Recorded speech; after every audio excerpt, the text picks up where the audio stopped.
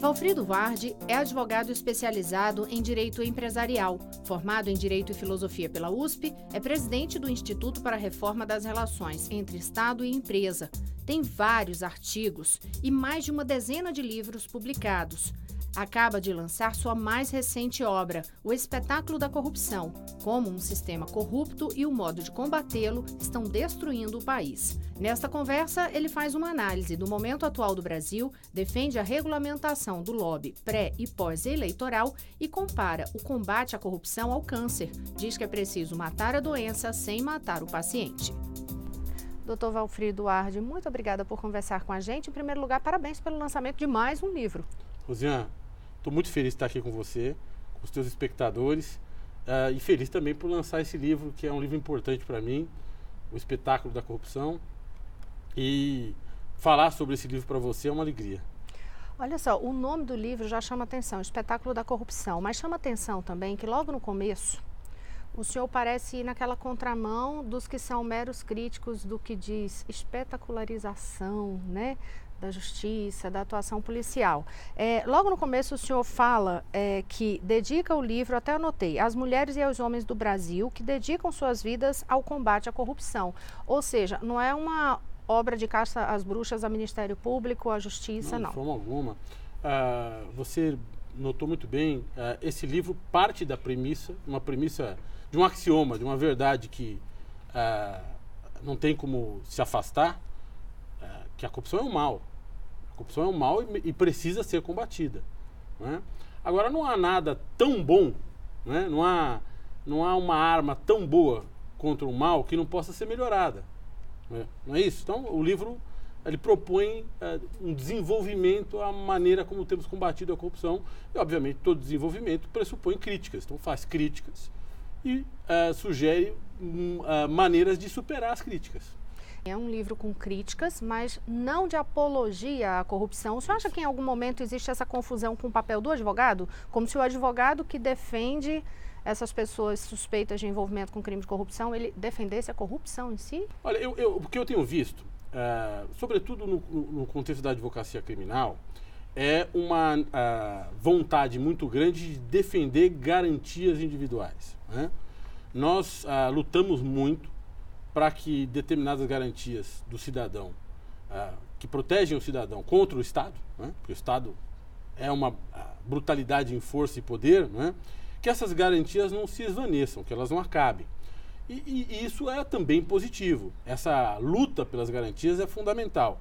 Mas, ao mesmo tempo, nós não podemos permitir que a corrupção não seja combatida. Então, nós temos que fazer uma sintonia fina, uma calibragem entre garantias, manutenção de garantias constitucionais e, ao mesmo tempo, um combate à corrupção que seja repressivo, mas, ao reprimir, que não destrua empresas e que não seja incapaz de fechar a fábrica de corrupção. Isso é muito importante. Nós não podemos afastar os direitos constitucionais, os direitos fundamentais, né? Passar por cima deles.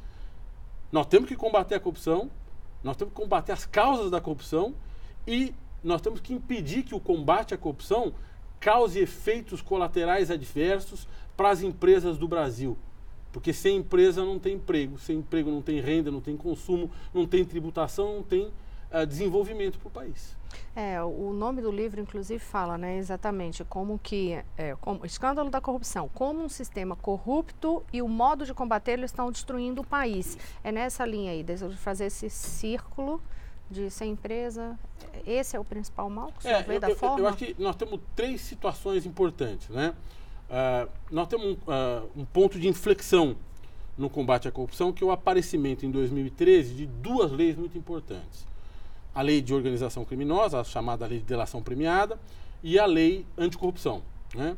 Essas duas leis são um marco, um divisor de águas, porque elas dão para o Ministério Público, dão para a polícia técnicas de coleta de prova muito importantes. A delação premiada, acoplada às prisões cautelares, se mostrou muito eficaz na detecção do ilícito e na diminuição do que a gente muito se ressentia, que é a impunidade. Por outro lado, nós não cuidamos de definir com clareza o que é corrupção, o que não é corrupção nas relações entre Estado e empresa. E nós também não fomos capazes de dar vias de continuidade para as empresas envolvidas em corrupção. Então tem coisa muito boa, é óbvio que tem coisa muito boa, e tem coisa que precisa ser melhorada. Né? Qual é, então, esse conceito no entendimento do senhor do que é que seria essa corrupção nessa relação governo e empresa e o que é que não seria corrupção? Veja, nós temos que fazer esse juízo enquanto população. Né?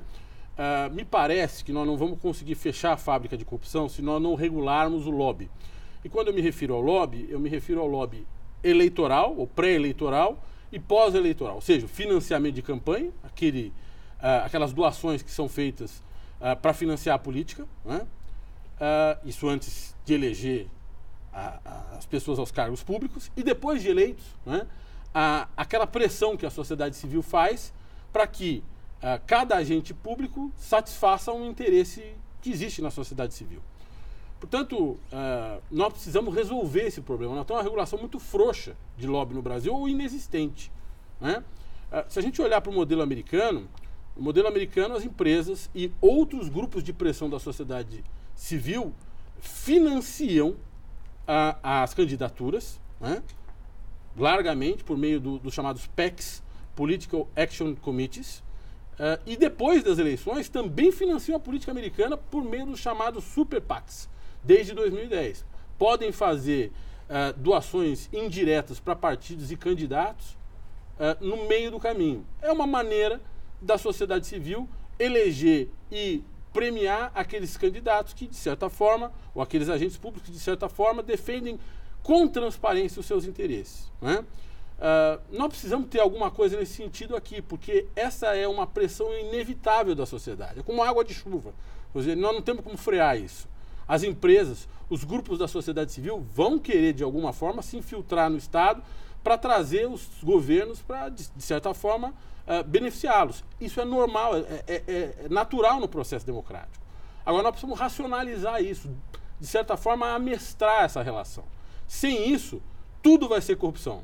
Qualquer relação, qualquer contato entre um agente privado e um agente público é potencialmente uma relação corrupta. Mas aí entra toda a questão de pagamento de propina, e aí sim, que são os escândalos que a gente vê aí, toda uma estrutura montada para pagamento de propina, por exemplo. É verdade, mas essa estrutura foi erigida, foi construída justamente porque nós não temos uma legislação de lobby que diga como é que a doação deve ser feita, o que acontece. Por exemplo, nós tínhamos no país uma situação, antes da ADIM 4650, uma situação que era claramente escandalosa e que ninguém falava nada. Né? As empresas poderiam doar para todos os candidatos ao mesmo pleito a presidente da República ou a governador do Estado. Por que uma empresa cuja finalidade não é diletantismo, não é? A empresa quer ter lucro, né? A finalidade da empresa é ter lucro, doa para todos os candidatos de ultra-esquerda até ultra-direita? Né? Não é porque ela acha que todos eles são capazes de avançar o desenvolvimento do Brasil. É porque ela quer ter boas relações com todos eles. Bom, ainda que isso seja imoral, né? Ainda que esse processo seja imoral, alguma racionalização, ele tem que ser, de certa forma, regulado e limitado. Agora, extirpar esse processo faz com que essas doações aconteçam por debaixo do pano. Né? E pior, abre um espaço, talvez, para que o crime organizado financie a política no Brasil. Isso é muito preocupante. Né? E aí fica também o brasileiro sempre naquela, né? Qual vai ser o próximo escândalo? Faz muito tempo que a gente vive nesse clima. Sim. Essa preocupação com novos escândalos responde pelos voos de galinha, pelos ciclos de glória e de fracasso que a gente tem vivido no Brasil, sobretudo na Nova República, que imagino termine agora na eleição de 2018. Nós vamos ter mais uma virada de página na história da República Democrática no Brasil, né? Talvez agora na eleição de 2018. O senhor escolheu esse período eleitoral de propósito mesmo para o lançamento do livro? Sim, na realidade me pareceu de todo conveniente, justamente porque a corrupção é um elemento formador do juízo das brasileiras e dos brasileiros nesse momento. Me pareceu de todo conveniente que eu trouxesse essa reflexão técnica, mas ao mesmo tempo desconstruída, que se pretende fácil de ler, fácil de compreender, né? Trouxesse essa reflexão nesse momento para ajudar as pessoas a formarem a sua opinião sobre esse assunto que lhes parece tão importante. É que é justamente a necessidade de combater a corrupção, mas ao mesmo tempo, como o senhor diz no título do livro, não destruir o país. Doutor Valfrido, o senhor fala muito na necessidade de combate à corrupção, mas sem destruir as estruturas econômicas no país. E em determinado momento do livro, o senhor fala que é preciso combate à corrupção, que prefira o pleno ressarcimento dos cofres públicos à vingança. Essa vingança está vindo de onde? O senhor tem a sensação de que há realmente esse clima de vingança no país? Ele se arrefeceu talvez nos últimos meses, mas eu brinco que o combate à corrupção, que se colocou diante de um cenário de corrupção epidêmica, né, no Brasil, ele criou um personagem que eu chamo de o tarado do cadafalso. É aquele que grita de alegria toda vez que há um enforcamento, uma prisão, né? Nós temos de entender que o Estado não está para fazer vingança. A finalidade do Estado não é essa. É efetivamente acabar com a corrupção, né? Racionalizar a relação entre a sociedade civil e ele, Estado, né? E, de certa forma, prover caminho de continuidade para empresas que se envolverem em corrupção. Punir os responsáveis, mas permitir que as empresas continuem vivendo. Então, esse raciocínio pragmático de combate à corrupção, ele é necessário e ele deve estar na frente de qualquer vontade de vingança, né? Esse é um ponto importante do livro, né? É quase que um chamamento ao leitor para que ele observe que é importante para ele, leitor, como cidadão brasileiro, que as empresas, como por exemplo, as empresas do setor de infraestrutura, que representavam a espinha dorsal da economia brasileira, não sejam destruídas. Era possível depurá-las, acabar com a cultura de corrupção que nela se instalou, sem que elas fossem destruídas. Perfeitamente possível. A gente vai falar mais sobre isso, doutor Valfrido, mas é no próximo bloco. Daqui a pouquinho eu volto já.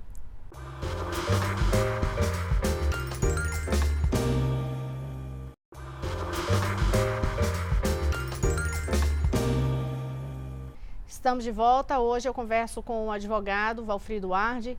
Doutor Valfrido, vamos saber aí um pouquinho também dessa sua trajetória. Como é que o senhor optou mesmo pelo direito nessa área empresarial? O direito privado ele é muito encantador, no meu modo de entender, porque ele é muito plástico. Você é capaz de, com o direito privado, achar soluções para os problemas das pessoas, né? Talvez seja uma característica voluntariosa do meu ser. Eu gosto de ajudar, de resolver problemas. E, além disso, eu acho que o direito privado está muito ligado com o desenvolvimento econômico e social do país. Não é possível desenvolver um país sem um direito privado que seja eficiente e, ao mesmo tempo, justo. Então, o direito privado, desde sempre, logo que eu saio da faculdade, começo a fazer pós-graduação em direito privado. Eu fui honrosamente orientado no Largo São Francisco pelo professor Fábio Conder Comparato e tento seguir a tradição dele de pensar um direito privado que seja desenvolvimentista e, ao mesmo tempo, distributivista.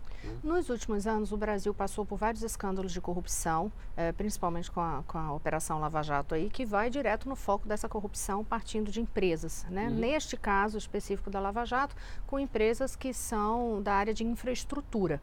O senhor não defende nenhuma dessas empresas especificamente, para deixar claro aqui, a gente sabe que o senhor não está na defesa de nenhuma dessas empresas da Lava Jato, dessa área de infraestrutura.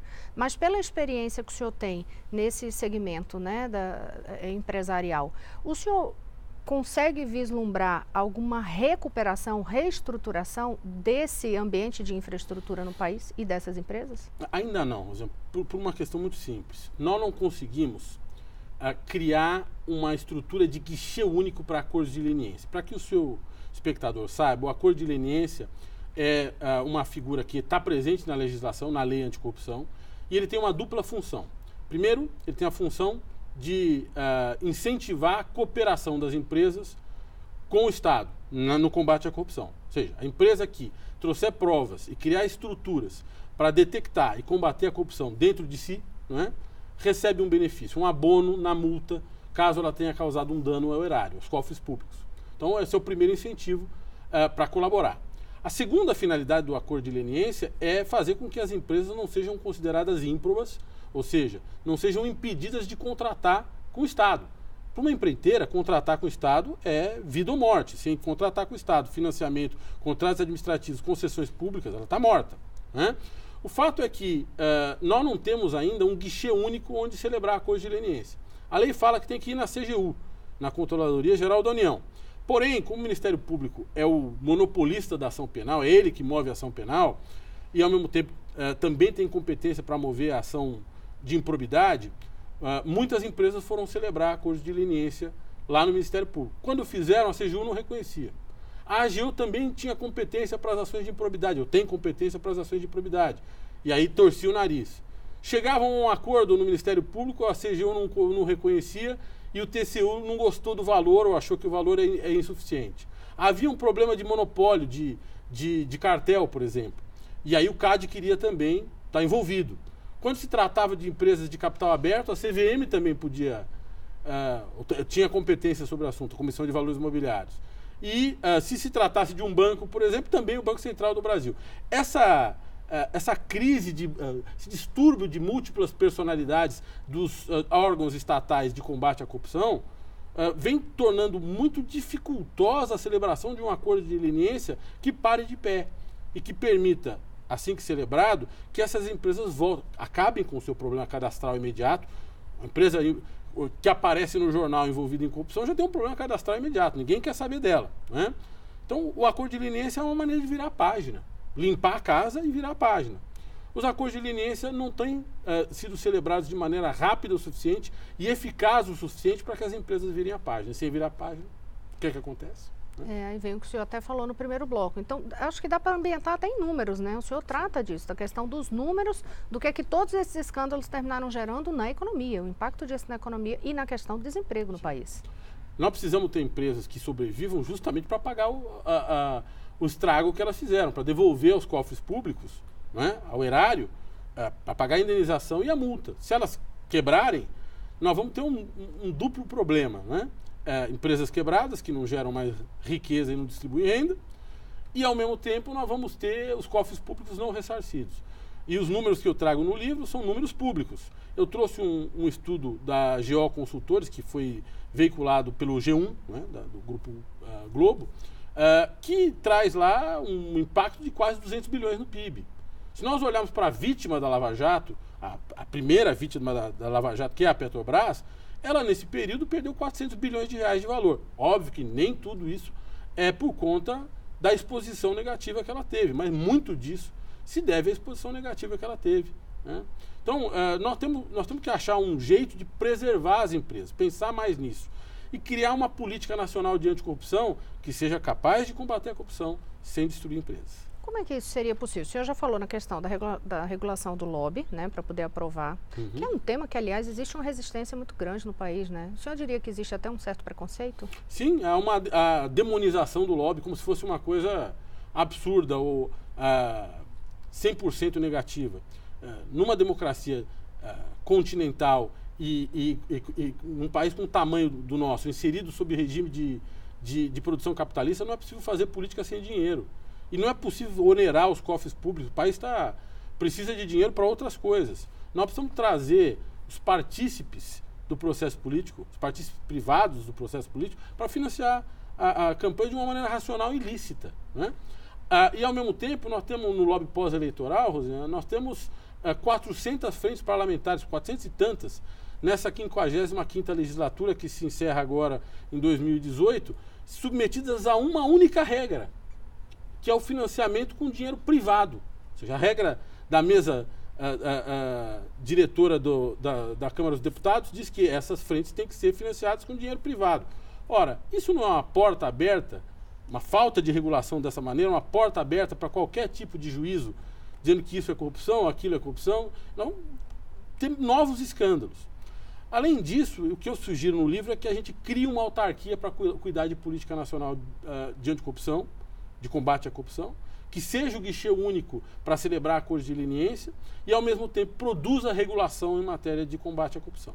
Tem um dos momentos do livro que o senhor faz uma comparação, acho que posso tratar como uma comparação. O senhor diz assim, por exemplo, o combate de forma errada ao tráfico terminou gerando supertraficantes. Aí eu pergunto, esse combate que o senhor considera que não é da maneira mais adequada, a corrupção está gerando super corruptos? Olha, eu acho que no auge da Lava Jato, né, nós continuamos a ver a fábrica de corrupção aberta, né? Situações claras que nós vimos à luz do dia, que não se referiam à corrupção de 2 anos atrás, de 3 anos atrás, de 10 anos atrás, né? Que diziam respeito a uma situação recente, já no contexto da Lava Jato. Mas nós não precisamos apelar para fatos específicos. Vamos pensar sob o ponto de vista principiológico, né?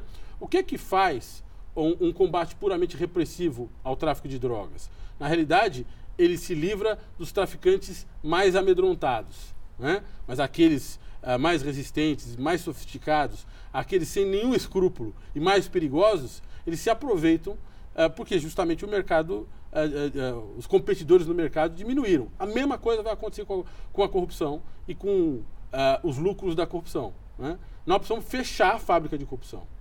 Nós precisamos atacar as causas da corrupção. E no que concerne a corrupção, diferentemente do tráfico, nós temos como fazer isso de maneira eficiente, regulando as relações para que elas sejam menos promíscuas entre Estado e empresa, sobretudo, mas também entre Estado e o resto da sociedade civil. Quais modelos externos a gente poderia se inspirar, por exemplo? Olha, o principal modelo externo é o norte-americano. Eu faço uma comparação no livro entre o modelo norte-americano e o italiano de combate ao crime organizado. A legislação italiana de combate ao crime organizado, a máfia, a legislação antimáfia italiana é extremamente sofisticada. Tão mais sofisticada do que a americana. Mas ela foi incapaz de impedir que a máfia se infiltrasse nos governos na Itália e lá se mantivesse até hoje, né? Nós temos denúncias todo dia de que a máfia está infiltrada no Estado italiano. Por outro lado, nos Estados Unidos isso não aconteceu. Não há infiltração criminosa nos governos americanos. E por quê? Porque a legislação antimáfia americana se acoplou, foi conectada à legislação anticorrupção, sobretudo a legislação de lobby naquele país, para fazer com que só empresas instituídas e o capital instituído possa financiar campanhas e financiar políticos e partidos entre campanhas nos Estados Unidos. Isso é muito importante, porque afasta completamente do processo político o crime organizado. Só empresas instituídas com endereço, CNPJ, bem conhecidas, submetidas a um grau elevado de transparência, é que podem entreter relações com o Estado. Se eu não crio uma legislação de lobby, o que eu faço é informalizar as relações entre Estado e empresa. Agora, a gente ouve tanto, até dos empresários mesmo, às vezes eles dizendo assim, mas não tem como se fazer negócios com o governo. E quando a gente pensa em empresas pequenas, elas nem tentam, porque em muitos casos nem tentam, porque já não tem como entrar em estrutura de obras de governo se não for por meio da corrupção. Uhum. Essa premissa pode ser tratada como verdadeira? Ela podia, quando a gente tinha um combate repressivo ruim, e isso a Lava Jato fez muito bem. Como ela tem uma mão pesada, uma mão repressora pesada, ela amedrontou muita gente. Políticos desonestos e empresários desonestos, né? Mas o fato é que não basta reprimir, mais uma vez, tem que agir nas causas. Porque se eu só reprimo, eu mais uma vez abro um espaço para aqueles mais corajosos, os delinquentes mais corajosos.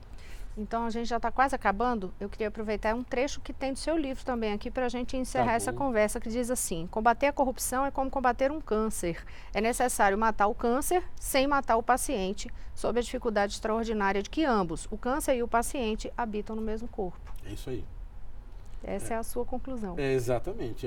Veja só, construir uma usina hidrelétrica ou uma estrada ou um aeroporto não é ilícito.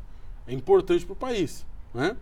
O que é ilícito é conseguir um contrato para fazer isso pagando propina para um político, né? Nós precisamos acabar com a parte ilícita sem matar a parte ilícita.